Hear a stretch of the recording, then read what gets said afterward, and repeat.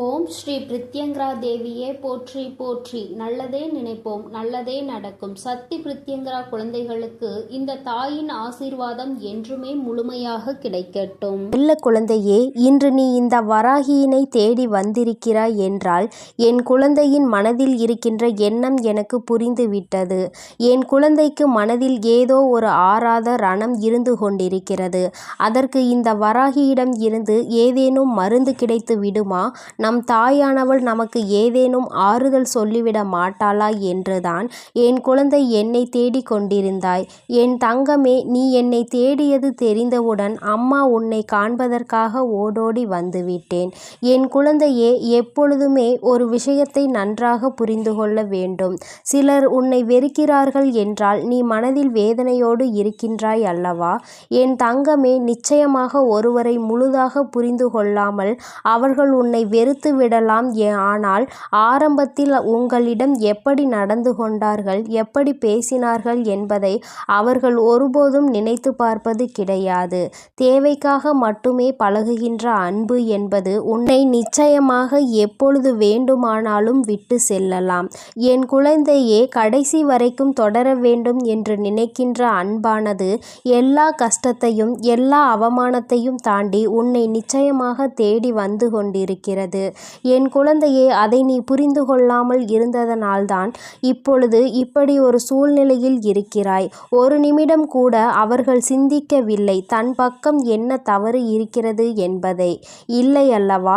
நம்முடைய இடத்தில் அவர் இருந்தால் அவருடைய மனநிலையை எப்படி இருக்கும் என்பதையும் அவர் சிந்திக்கவில்லை.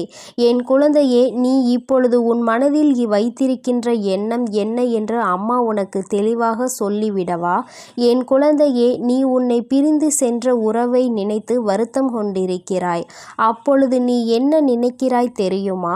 உன்னுடைய கோபங்கள் எல்லாம் நிச்சயமாக உன்னை பிரிந்து சென்ற அந்த உறவின் மீது அல்ல, உன் மீதுதான் உனக்கே கோபம் வந்து கொண்டிருக்கிறது.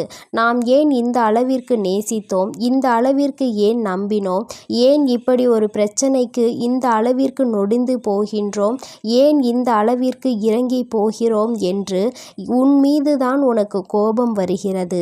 நான் இருக்கிறேன் என்பதை ஒவ்வொரு முறையும் அந்த உறவு சொல்லும் பொழுது அது உண்மை உண்மை என்று என் குழந்தை நீ நம்பிக்கொண்டிருந்தாய் அல்லவா? அந்த நம்பிக்கைக்கு இப்பொழுது மிகப்பெரிய ஏமாற்றம் வந்ததை தான் உனக்கே உன் மீது கோபமாக வருகிறது. எனவே விரக்தியாக இருந்தாலும் சரி, வாழ்க்கையில் வெறுப்பாக இருந்தாலும் சரி, வாழ்க்கையில் வெறுப்பாக எந்த கோபமாக வலியும் துயரமும் எல்லாம் உன் மீதுதான் உனக்கு வந்து கொண்டிருக்கிறது. உறவின் மீது உனக்கு ஒருபோதும் ஏற்படவில்லை இந்த கோபம். ஏனென்றால் நீ வைத்திருக்கின்ற அன்பு அத்தனை பெரிதல்லவா? நீங்கள்தான் வாழ்க்கை என்று முடிவு செய்துவிட்ட பிறகு அவர்கள் மீது அளவு அதிகமான அன்பை நீ நம்பிக்கையையும் வைத்துவிட்ட பிறகு அவர்கள் வேண்டாம் என்று ஒரு நொடியில் சொல்லிவிட்டு செல்லும் பொழுது உன் மனது படுகின்ற பாட்டினை ஒரு தாயாக நான் நிச்சயமாக அறிவேன். உன் மனதில் இருக்கின்ற எண்ணங்களை உன் வராகி அம்மா நான் நிச்சயமாக புரிந்து கொண்டேன். என் குழந்தை, யாருக்கும் உன்னை பற்றி தெரிந்தாலும் தெரியாவிட்டாலும் நீ என்ன நிலையில் இப்பொழுது இருந்து கொண்டிருக்கிறாய் என்பது உன் அம்மா எனக்கு நன்றாக தெரியும் அல்லவா? என் தங்கமே, எப்பொழுதுமே நீ ஒரு விஷயத்தில் இறங்கும் பொழுது மனதிற்குள் அதிகமான ஆசையை வைத்து விடுகிறாய், அதிகமான அன்பை கொட்டி விடுகிறாய். அதனால் உண்மை என்னவென்றால் இப்பொழுது அந்த உறவை நினைத்து மட்டுமே கண்கள் கலங்கி கொண்டிருக்கிறாய். என் தங்கமே, நிச்சயமாக வாழ்க்கையில் நீ இல்லை என்றால் அவருக்கு நிறைய பேர் துணையாக இருப்பார்கள் போல. என்னவோ நீ இல்லாவிட்டாலும் அவர்களினுடைய வாழ்க்கையை சந்தோஷமாக அமைத்து கொள்ளலாம் என்று நினைத்து விட்டார்கள் போலவும் இன்று நீ பலவாறு உன் சிந்தனைகளை சிதறடித்து கொண்டிருக்கிறாய். என் குழந்தையே, ஒருவரினுடைய உண்மையான நிலை என்னவென்பதை அறியாமல் நீயாக எந்த கற்பனைகளையும் வளர்த்து கொள்ளக்கூடாது. அன்பு குறைந்தது, நிராகரிப்புகள் தொடங்க ஆரம்பித்து விட்டது என்பதற்காக அவர் மனதில் இருக்கின்ற எண்ணங்களை நீ புரிந்து கொள்ளாமல் விட்டுவிடக்கூடாது. நம் பக்கம் என்ன தவறு இருக்கிறது என்பதை ஒரு நொடி சிந்தித்து பார்க்க வேண்டும். உன் பக்கத்தில் நீ இத்தனை வேதனைகளையும் அடைகிறாய் அல்லவா? அந்த அளவிற்கு உன் மனதில் நீ இறங்கி சென்று வேதனைகளை அப்பொழுது நீ ஒரு நிமிடம் சிந்திக்க வேண்டும். நாம் என்ன தவறு செய்தோம், செய்தோம் என்று. நம் வாழ்க்கையில் நம் உறவு நம்மை விட்டு பிரிந்து செல்கின்ற அளவிற்கு என் குழந்தை நீ என்ன தவறு செய்தாய் என்பதை நீ உணர்ந்து கொள்ள வேண்டும் அல்லவா? என் குழந்தையே, பிரிந்த பின்பு மேலும் மேலும் அழுது அழுது புலம்புவதை விட பிரிவிற்கான காரணத்தை நீ சரி செய்து கொண்டாயானால் நிச்சயமாக உன்னுடைய வாழ்க்கை உனக்கு சொர்க்கமாக மாறிவிடும். அதிகமாக நேசித்ததால் தான் அவர்கள் பேசாத ஒவ்வொரு நிமிடமும் உனக்கு நரகமாக மாறிவிட்டதல்லவா? என் தங்கமே, ஒன்று உன்னை புரிந்து கொள்ளாதவராக இருந்தால் அவசியமாக நீ எத்தனை நேர்மையான வாதங்களை எடுத்து வைத்தாலும் உனக்கு சாதகமாக ஒருபோதும் தீர்ப்பு கிடைக்காது.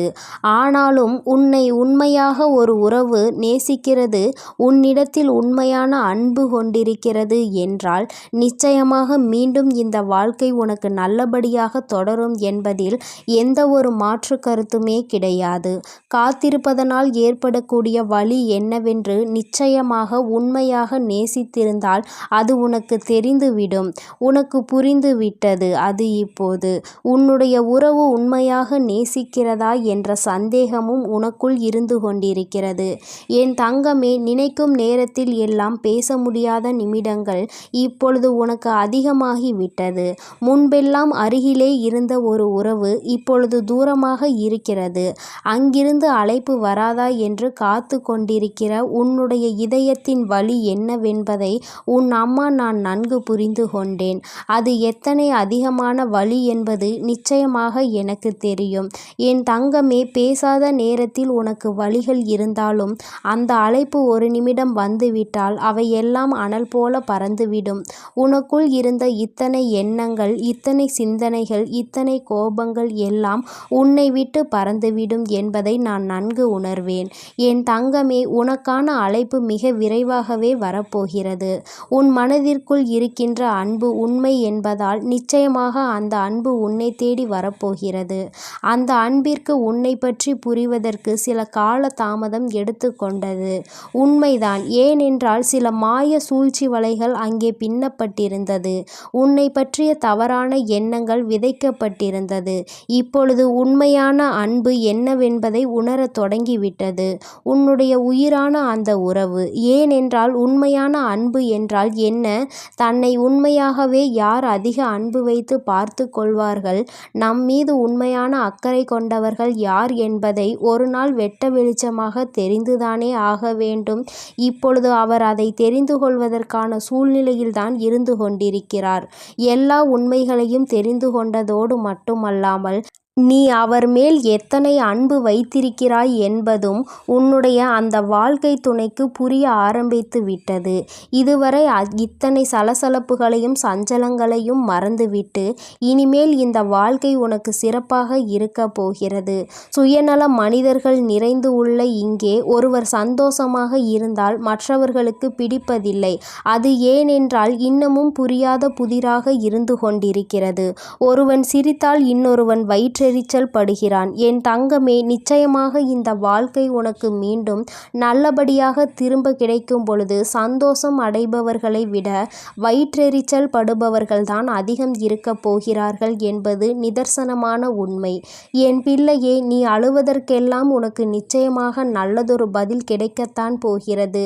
நிச்சயமாக உன்னுடைய அன்பு உண்மையாக இருக்கும் பட்சத்தில் உன்னுடைய உயிரான உறவு உன்னிடம் மன்னிப்பை கேட்க தயங்க மாட்டார்.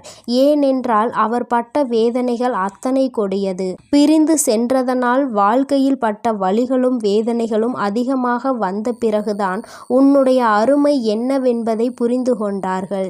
என் குழந்தையே, அதற்கு உனக்கான நற்பலன்கள் கிடைக்கப் போகிறது. என் பிள்ளை, மீண்டும் சந்தோஷமான வாழ்க்கையை வாழப் போகிறாய். இனிமேல் இது போன்ற ஒரு பிரிவு உன் வாழ்க்கையில் ஒருபோதும் வந்துவிடக் கூடாது என்பதில் நீ உறுதியாக இருக்க வேண்டும். இது நம்முடைய வாழ்க்கை என்ற எண்ணம் முதலில் உனக்கு இருக்க வேண்டும். வேறு யாரும் இந்த வாழ்க்கைக்குள் நுழையவும் கூடாது, கருத்து தெரிவிக்கவும் கூடாது என்பதில் நீ கவனமாக இருக்க வேண்டும். என் குழந்தைக்கு இந்த வராகி அம்மாவினுடைய அருளும் ஆசீர்வாதங்களும் எப்பொழுதும் முழுமையாக இருக்கும்.